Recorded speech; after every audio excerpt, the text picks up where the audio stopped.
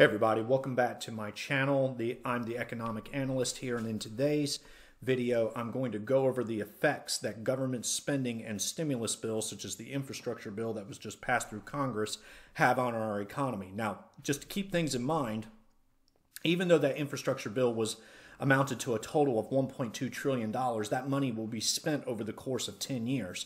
So it's really going to be more like $120 billion spent per year. And in a government budget spending of, say, $7 trillion on the average, including state and local spending, that doesn't really amount to much, but it will have certain effects on the economy. In the long run, what Keynesian economists have advocated was that government stimulus bills during times of recession can cause economic growth. However, over time, as government spending has increased as a percentage of GDP, which is measured by this red line here, the private sector of the economy's growth rate has diminished. So the more that government spends, the less the private sector has to spend. The ultimate reason why is because governments don't really add anything to the economy. What only adds anything to the economy has been net savings. So whatever we do not consume, we are left over to be used by the business sector to expand production for future consumption.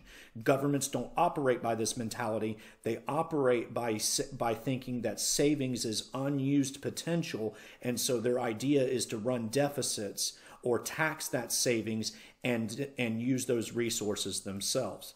In truth, though, in market operations, markets operate by using a shared pool of resources. These resources is not money. These resources are what money can buy, and there's only a limited amount of the stuff. There's land, labor, technology, tools, machinery, equipment, and factories. So the more that gets diverted to food, energy, and housing may increase the supply produced of food, energy, and housing, but that also means that holding all things equal, ceteris paribus, then roads, bridges, and infrastructure, which could be looked at as the alternative to where these resources could be used, will be produced less. The ultimate reason why this would happen is because consumers prefer more of this in my example, and less of this. What governments try to do, though, is try to stimulate the economy by thinking that because there's unused resources, especially in regards to labor, which Keynesian economics could be looked at as labor-based economics, then the idea is to use that unused resources and start producing more in the economy, hoping that it will result in aggregate production to be increased. But the contrary is true. Just as when we look at food that is on the shelves in the supermarket that's just standing there, those food items that are in the supermarket that we see does not signal to us that it's being unused. It means that it is available for us to use or consume at any time. If we decide to consume those resources now, the price of those things will go up and there's less available. But if we decide not to, then we engage in the production process to have more of that produced in the future so that the shelves can constantly be restocked. When governments try to stimulate the economy, they end up misdirecting these resource productions. More of the wrong things get produced and less of the right things get produced in the end.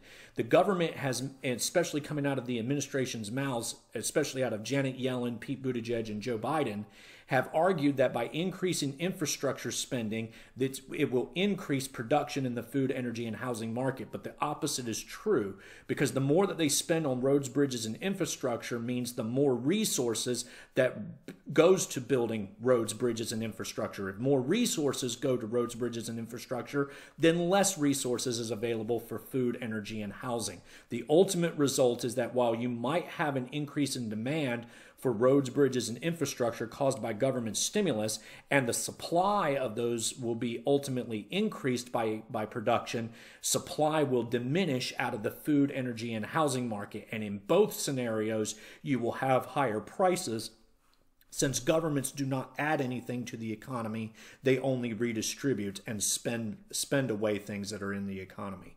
And in so doing here, what the government has promised to us, what's been coming out of the administration's mouths, is that inflation will be calmed down by this infrastructure spending. But as these graphs show, It won't. It will actually just cause higher prices. It will cause more shortages in the food, energy, and housing market, and we'll have too many roads, bridges, and infrastructure running around that we really don't need as a priority compared to food, energy, and housing. And that's the reason why prices are escalating so fast right now, because of the stimulus bills that were passed earlier this year. This new stimulus bill that's been passed, although it will leak out into the economy over time, will still have an exacerbating effect of price inflation and ultimately less things of goods that we really want out of our economy produced, and more of the things that we really don't care for at this point in time produced.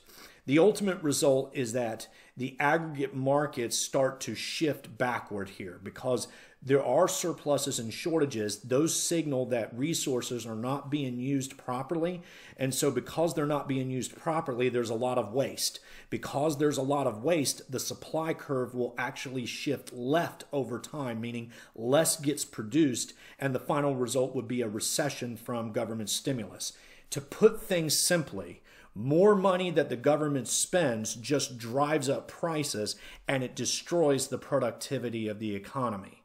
That's the ultimate result that comes from stimulus. There is no way out of this. The reason why the aggregate supply curve is vertical is because the pool of resources is finite. Money itself is not a resource. Printing and spending more money does not make more of these available.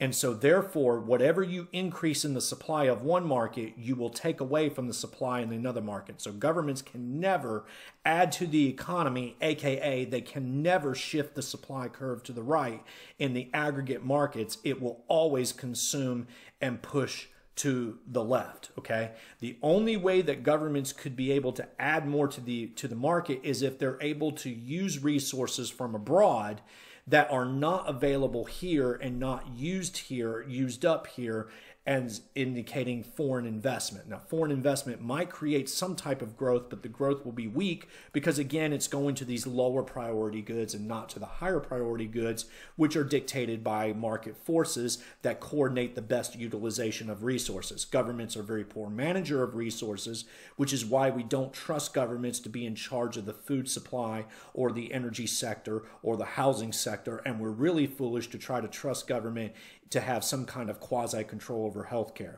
We'll get too little or too much. Too much, we get a waste. Too little, and we don't have enough. That'll be the ultimate result from this. And this is evidenced here by when the stimulus bills were passed, barring the original COVID stimulus bill in 2020, when the second stimulus bill was passed in Q1 2021, we can see how real gross output measured here in blue, which is a comprehensive measure of the economy, started to stagnate, and in Q2 it actually contracted.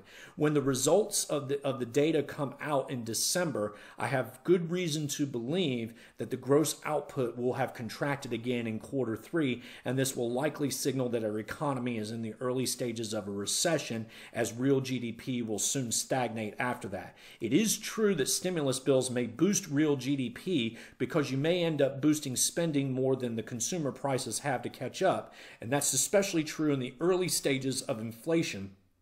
But in late stages of inflation, prices will escalate faster than spending because the productive capacity of the economy has been eroded, because too much was diverted to consumption or wasteful investment, which is what government stimulus really is. And that's what ultimately will cause the supply curve to shift left. So we're going to get hit with a double whammy here in the long run. In the short run, we're going to be hit with higher prices caused by increase of spending and demand and money printing.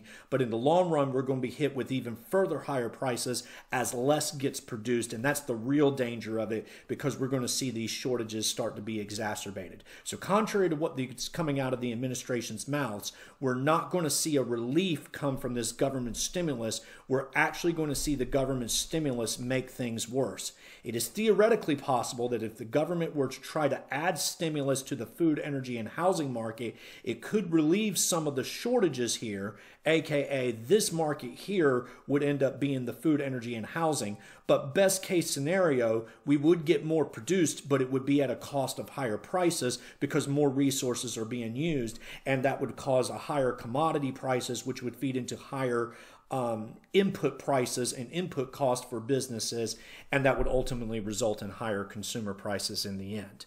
And even then, governments would likely waste and mismanage the money, and it would not be used properly toward market coordination, would likely either lead to surpluses and waste or shortages, and not only that, it would be more expensive in the long run. Never mind the fact that taxpayers would have to pay the bill in the end through higher taxation to pay back the debt when the debt comes through. So guys, I hope that you enjoyed this video. Let me know if you have any questions. If you like this video and the channel that and the content I provide, just click the like button, subscribe to my channel, click that notification bell so you're always updated when I create a new video. And as always, I'll talk to you next time.